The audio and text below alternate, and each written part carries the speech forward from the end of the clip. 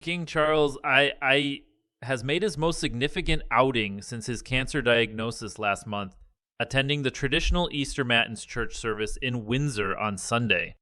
Charles, 75, appeared to be in good spirits as he arrived by car to St. George's Chapel, a 14th century building on the grounds of Windsor Castle.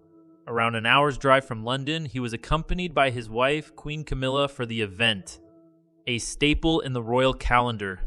Typically, the extended royal family gathers for Easter at Windsor Castle before heading to church together.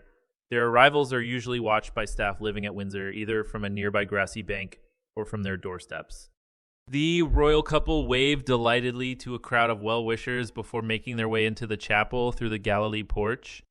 One member of the public called out Happy Easter to the British monarch, to which he responded saying, "And to you."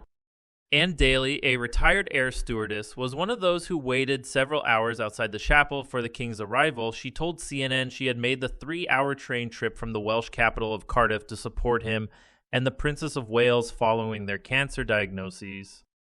He looked wonderful. He smiled at me and had a little laugh, loved the Welsh flag, she added.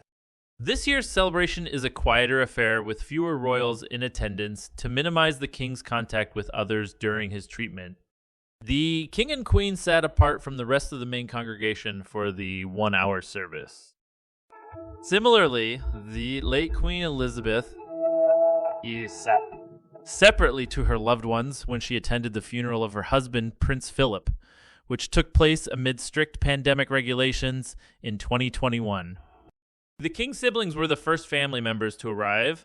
Prince Edward and Sophie, the Duke and Duchess of Edinburgh, were accompanied by their son, James, Earl of Wessex. They were followed by the king's sister, Princess Anne, who gave a quick wave to the crowd, and her husband, Tim Lawrence, as well as Prince Andrew and Sarah Ferguson, Duchess of York.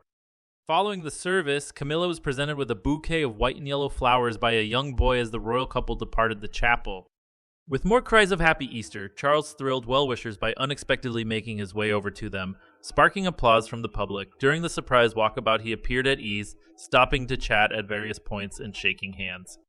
It was unclear if Charles would attend the usual post-service family lunch. In the days ahead, he and Camilla will reportedly take a break for Easter.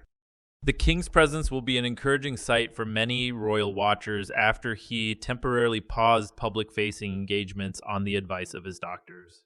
He has, however, kept a steady hand on the tiller, seeing to state business and official paperwork with his daily red boxes from the UK government, while maintaining a diary of private audiences, as well as his regular weekly meeting with Prime Minister Rishi Sunak. In recent days, he greeted the new ambassadors of Moldova and Burundi at Buckingham Palace, met with Secretary General of the Climate Vulnerable Forum, as well as sat down with a group of community and faith leaders from around the UK. Charles sought to reassure the nation he has been handling constitutional matters behind the scenes in a personal message ahead of Easter weekend.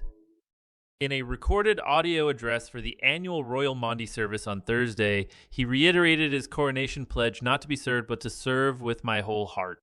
He also shared his great sadness that he wasn't able to join the congregation, saying the service has a very special place in my heart.